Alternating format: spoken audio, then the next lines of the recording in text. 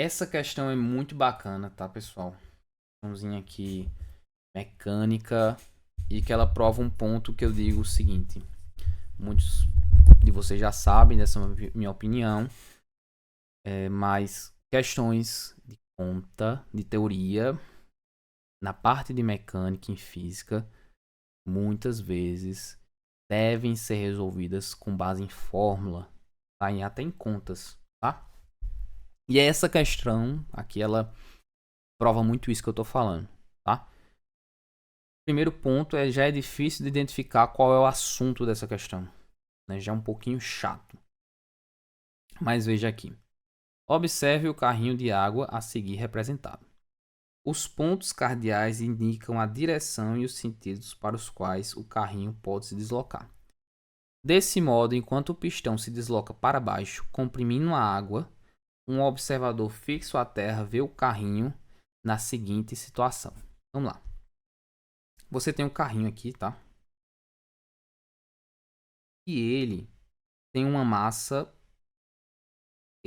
Você tem um carrinho e tem a água. Eu vou dizer que a massa do carrinho é Mzão e a massa da água é Mzinho, tá? Beleza? O carrinho tá parado, certo? Aqui no primeiro momento, o carrinho tá parado.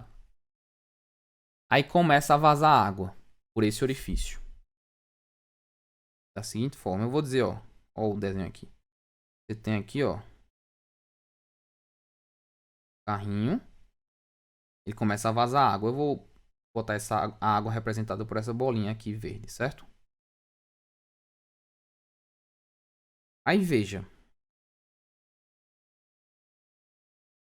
ele tem a mesma massona, né, do carrinho, só que ele já não tem a mesma massa de água. Ele já vai perder uma massa de água. Eu vou chamar de M'. E você tem aqui, ó, uma parte da água vazando, né? E essa parte da água vazando tá vindo para cá. Tem um vetor velocidade para cá, certo? Vou chamar de M2 aqui. Beleza. Veja o seguinte. Se tu tiver sacado que essa questão de pulso e quantidade de movimento, tu acertou a questão. No instante inicial, o sistema que eu tenho, que é composto pelo carrinho e pela água, tem uma quantidade de movimento nula. Por quê? Quando eu multiplico essa massa aqui pela velocidade, dá zero, certo?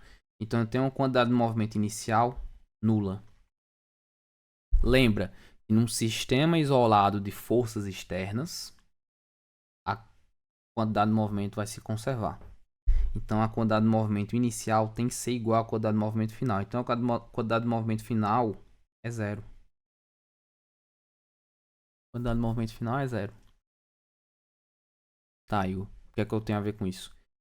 Cara, lembra comigo, quantidade de movimento, ele é um vetor. Ele é um vetor. Tu tem que se ligar nisso. Muita gente esquece que essa bosta é um vetor. Se tu se ligar nisso, tu vai acertar a questão. Se é um vetor, quer dizer o seguinte, ó. Tá vendo esse corpo aqui? Essa água aqui? E ela vai ter essa velocidade pra cá.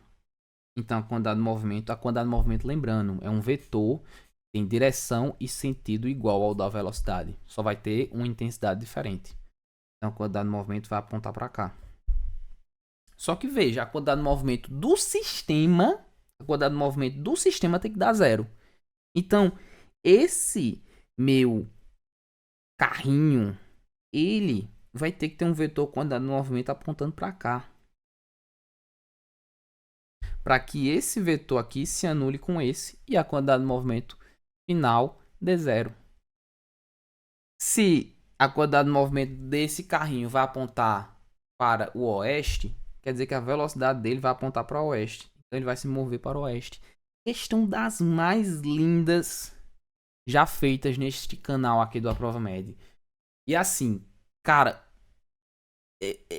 impulso quantidade de movimento é sempre uma aposta muito grande pro Enem. Tá caindo muito, ano após ano. E essa questão, ela envolve uma teoria, mas se você tiver o raciocínio, fórmula e um raciocínio muito apurado, você acerta essa questão, você não perde essa questão. Seu concorrente perde, mas você não perde. Então, é isso. Letra A, questão, uma das questões mais lindas da física.